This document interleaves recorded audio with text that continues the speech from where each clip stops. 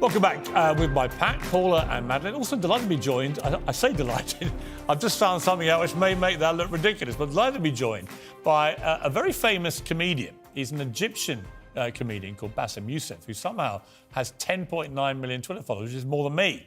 He's currently on tour in the UK with his new show. So Bاسم, I was about to congratulate you on having more followers than me, and I went to look at you on Twitter and discovered I'd blocked you. Yes, you blocked. And I booked you to discuss cancel culture. Yeah, you cancelled me. And here I am, I blocked you. You cancelled me. Why did I block you? Well, I was mean to you. What did you say? Well, you see, I'm already admitted I was mean. Yes. So it was during the 6th of January.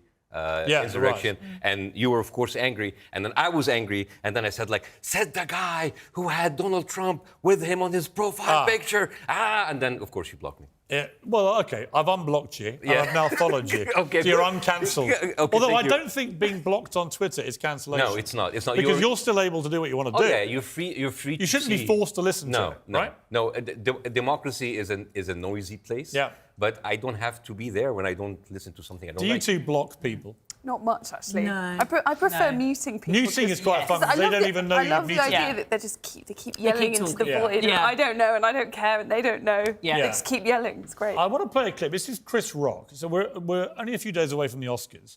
And it was a year ago that the slap that went around the world was seen, where Chris Rock was punched by Will Smith for apparently mocking Will Smith's wife, Jada. This is what Chris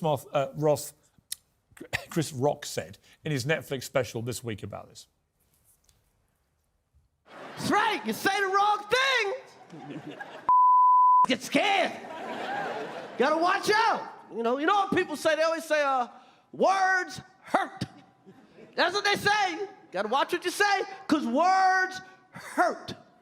You know, anybody that says words hurt has never been punched in the face. OK, so Bاسm, look, you're a comedian, highly successful, but you come from Egypt where, you know, a lot of censorship goes on, a lot of suppression goes on.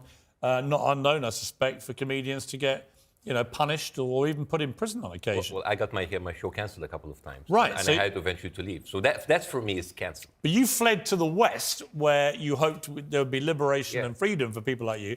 And you've come to a place where comedians are now getting punched and assaulted. Not just Chris Rock. I think Dave Chappelle happened to on stage and others. Often for expressing, in Chappelle's case, you know, a view about, say, the transgender debate, which seemed to me completely reasonable. What does that say about comedy and where we are? And how does comedy come through this attempt to basically physically beat it into submission? Well, first of all, people say, can comedy survive cancel culture? My question is, can cancel culture survive comedy? Because comedy will always be there. You cannot cancel comedy. You could be outraged, you can punch, you can slap, but these are isolated cases. Have you had someone try to attack you? No. What would you do if they did? Would you? I would punch back because I work out in the gym.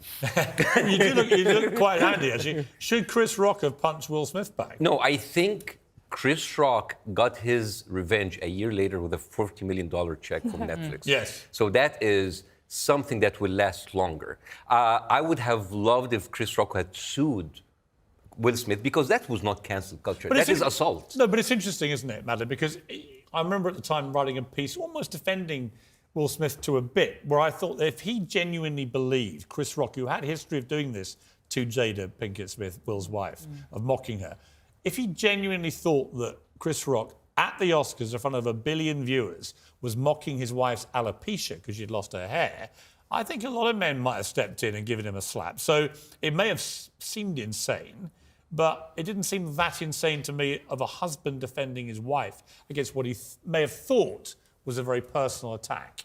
I don't know. I mean, it's the Oscars, isn't it? It's not the WWE. You can't just go punching people. Though. You can't go punching people. Well, I'm not saying it's right. I'm saying I could understand. He's got 2 kids. He's got to set an example to his kids. He has, you but can't just then go punching I'm watching people. Yellowstone at the moment, the cowboy drama with Kevin Costner. Every time there's any argument, they punch each other. So, I mean, there's something quite, you know, it's a throwback, but I'm not against it if people behave badly. And as a martial artist, I can understand the need to... You're a martial artist? I am a martial artist. Wow. I can understand the need to want to defend yourself. But I think Madeline is right. You defend yourself in a smart way, and Chris Rock has been smart in that he's now got that paycheck. But if you allow people to have a leeway of using physical force to stop people, where do you draw the line? No, I agree. I think it's when you cross the lines when performers are performing. Yeah. If you try and do that, it's completely wrong.